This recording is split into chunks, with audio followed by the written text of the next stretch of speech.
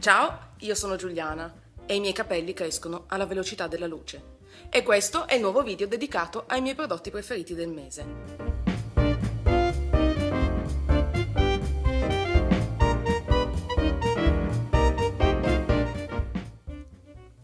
Questo mese ho testato dei prodotti base per il make-up, ho sperimentato una nuova marca di Fard, mi sono lasciata tentare da uno smalto magico, mi sono persa nell'Alabama degli anni 30 ed ho riutilizzato in modo creativo alcuni oggetti.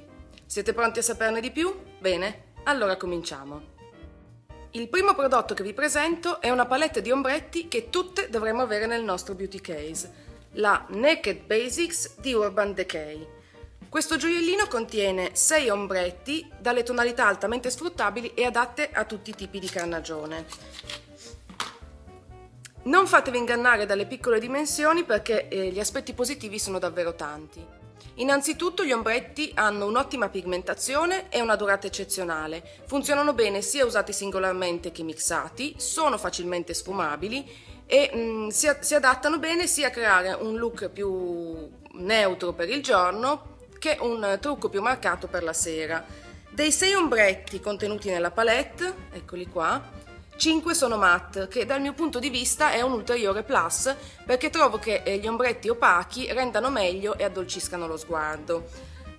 Come vedete si parte con un bianco perlato, che è l'unico non matte, si prosegue con 2 nude, uno più sul beige e l'altro più sul rosato, si passa poi a 2 marroni chiari e si finisce con un marrone bruciato. Le dimensioni ridotte e la grande versatilità di questa palette la fanno diventare un vero must have e come avrete capito, insomma, sono entusiasta di questo prodotto. Costa 25,50 € e la trovate nei negozi Sephora oppure su Sephora online. Passiamo ora ad un altro prodotto base per il make-up, l'eyeliner. Scegliere l'eyeliner giusto non è facile, in commercio ne esistono di diversi tipi, liquidi, in crema, in gel, a matita, con il pennellino in feltro e negli ultimi mesi io ne ho provati diversi senza mai essere davvero entusiasta di nessuno, finché non ho trovato questo. L'Accentuating Cream Eyeliner della Shiseido, che è un eyeliner in crema che si stende molto facilmente proprio grazie alla sua consistenza e elimina o abbassa molto il rischio di sbavare.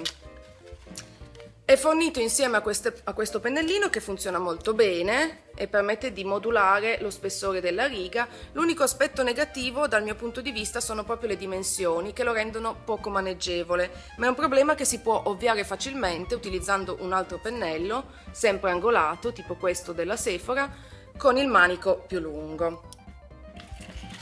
Il prezzo può sembrare alto perché una confezione come questa costa 25,50 €, ma in realtà il rapporto qualità-prezzo è buono perché ne basta veramente poco per ottenere un ottimo risultato.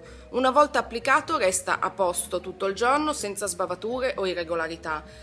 A differenza dell'eyeliner liquido non si screpola, è facile da applicare e la resa è molto buona. Io in questo momento ce l'ho addosso e trovo che delinei bene e mi permette di creare una linea nitida molto più facilmente. Un altro aspetto positivo è che a differenza di altri eyeliner in gel o in crema non va lavorato troppo prima di essere applicato, anzi non va lavorato per niente e se si vuole renderlo leggermente più fluido basta inumidire le setole del pennellino. Quindi 25,50 €, Accentuated Cream Eyeliner della Shiseido. Io ho scelto la colorazione nera, ma per chi la preferisse esiste anche nella versione in marrone. Lo trovate nelle profumerie oppure nei negozi Sephora o anche su Sephora online. Sempre in tema di make-up, questo mese ho provato una nuova marca di Fard o blush. Più nello specifico il Soft Fard con estratto di aloe e bardana di Bottega Verde. Non avevo mai utilizzato nessun prodotto di Bottega Verde ed ero un po' dubbiosa riguardo alla resa. Invece questo Fard mi ha conquistata. Innanzitutto amo il colore, io ho scelto il pesca e trovo che si abbini molto bene con la mia carnagione chiara, io ce l'ho in questo momento. La texture è morbida e compatta, il prezzo è decisamente accessibile perché costa 13,99 € e un altro aspetto positivo è lo specchio che è molto grande. Lo trovate nei negozi di Bottega Verde oppure anche sul sito online di Bottega Verde. Passiamo ora alle labbra. Da tempo cercavo un rossetto vivace ma non troppo impegnativo per svecchiare il mio parco rossetti, che in realtà è piuttosto esiguo e si limita a dei rossi accesi e a una grande quantità di gloss. E sul sito della Sephora ho trovato questi rossetti della Black Up, che secondo me sono la giusta via di mezzo fra vivacità e brillantezza. Io ho scelto il numero 19, che come vedete è un rosso rosato che si stende facilmente, non appiccica, colora ma senza appesantire le labbra, e lo trovo perfetto per la primavera. Costa 19 euro ed è disponibile in diverse tonalità adatte a tutti i tipi di carnagione. Veniamo ora alla sezione smalti. Questo mese mi sono lasciata tentare dalla linea Transitions di China Glaze, eccolo qua, che ho scoperto grazie ad alcuni video su YouTube. La particolarità di questi smalti è quella di cambiare colore una volta stesa una mano di top coat, il che li rende perfetti per chi ama le manicure particolari ma non ha voglia di perdere troppo tempo. Io per esempio con il colore Duplicity, che è questo, ho realizzato questa manicure con 2 blocchi di colore separati da un blocco argentato, ed è davvero semplice da utilizzare. Se vi interessa potete vedere qui, cliccate qui, un video tutorial per realizzare questa manicure.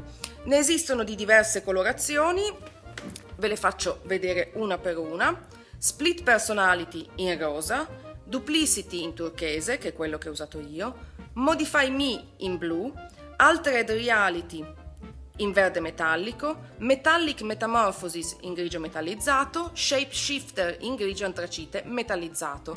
Le possibilità di combinazioni sono infinite, potete abbinare anche 2 diversi smalti insieme e creare manicure ancora più complesse. L'unico aspetto negativo è che non sono ancora distribuiti in Italia. Io questo l'ho comprato online, se vi interessa metterò tutti i dettagli nel mio blog, e il link al mio blog è nella info box qui sotto, e l'ho pagato 7 euro e qualcosa più spese di spedizione, però davvero ne vale la pena perché con un solo smalto potete creare cose divertenti come questa. Per la sezione scarpe questo mese vi stupirò con un acquisto che apparentemente non è proprio nelle mie corde. Bam!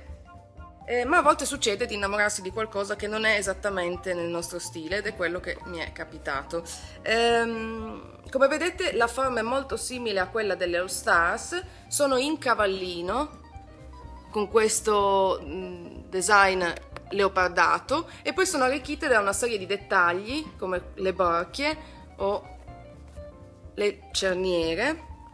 Sono molto comode, sono facili da infilare perché hanno questa zip nella parte posteriore, costano 89,95 euro, ma sono davvero carine, ve le consiglio. Per me sono perfette indossate con dei jeans skinny e magari un maglione oversize per un look giovane, divertente e comodo. Quindi sneakers leopardate in cavallino Zara, ve le consiglio. Vi stupirà, ma questo mese non ho capi d'abbigliamento da suggerirvi. Il protrarsi di questo tempo bigio ed invernale ha inibito i miei acquisti. In compenso ho scoperto con piacere la nuova sezione casa e oggettistica su Zalando ed ho trovato alcuni articoli interessanti. Da tempo cercavo infatti una soluzione intelligente per organizzare tutti i miei bijou e credo di aver risolto il problema riutilizzando in modo creativo alcuni oggetti pensati per un altro scopo. Partiamo con questa deliziosa etagère per portapasticcini in vetro e acciaio che ho preso appunto nella sezione casa di Zalando, l'ho pagata 10 euro ed è perfetta per organizzare anelli, spille e orecchini. Io per esempio l'ho utilizzata così. Sempre al prezzo di 10 euro ho comprato questa alzata con campana in vetro, molto carina. Anche in questo caso l'ho utilizzata per contenere e organizzare bracciali rigidi, anelli, spille. Il fatto di avere l'alzata li protegge anche dalla polvere e l'ho utilizzata in questo modo.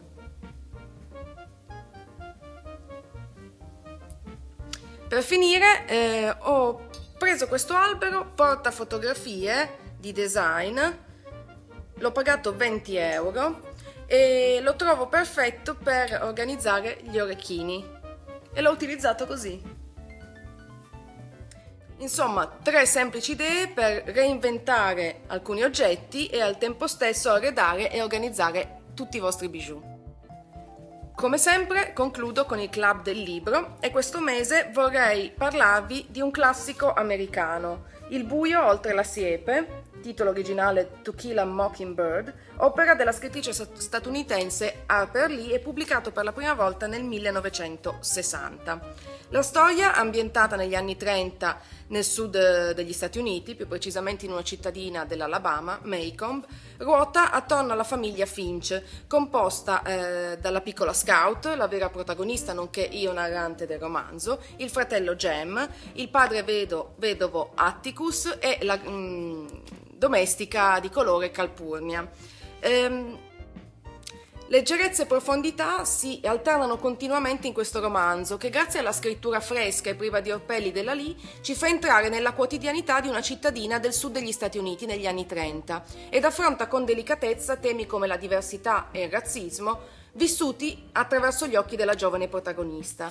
L'irruenza e l'ingenuità di Scout conquistano immediatamente il lettore, che non può non riconoscersi, per esempio, nella curiosità quasi morbosa dei due fratelli nei confronti del vicino di casa, Boo Radley, che è rinchiuso dai genitori a causa di problemi caratteriali. Come allo stesso modo è impossibile non riconoscersi nello stupore che colpisce i ragazzi nel venire a conoscenza delle brutture della società, del razzismo e delle profonde discriminazioni. Insomma, diciamo che Il buio oltre la siepe è un romanzo di formazione sui generis che io consiglierei a lettori di tutte le età e che, nonostante sia stato scritto nel 1960, è comunque molto molto attuale. Il prezzo di copertina è di 8 euro, lo trovate però su IBS a 6,80 euro, quindi un piccolo prezzo per un libro che non dovrebbe mancare sugli scaffali delle vostre librerie.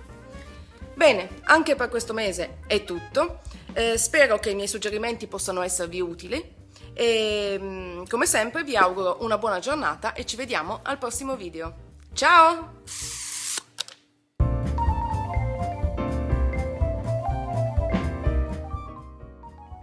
Passiamo ora ad un altro prodotto base per il make-up, l'eyeliner. Trovare l'eyeliner. Veniamo ora alla sezione smalti. Questo mese mi sono lasciata tentare... Cos'è? Cos'è sto corno? Oi!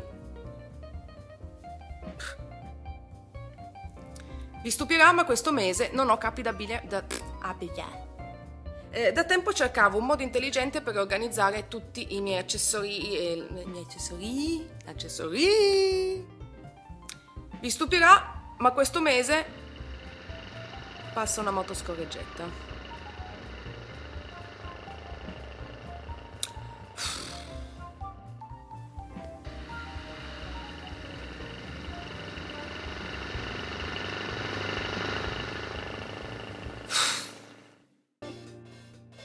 Ciao a tutti e benvenuti ad un nuovo tutorial unghie.